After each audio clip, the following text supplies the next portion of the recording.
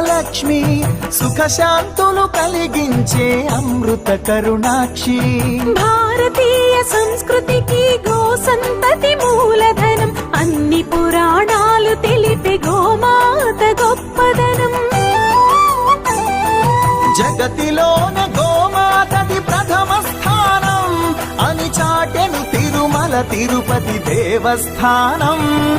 జేజేలు పలికేము గోమాత, సిరుడిచ్చి వరమిచ్చే గోమాత, కరుణించి కాపాడి గోమాత, ఇలవేల్పు వైతివే గోమాత.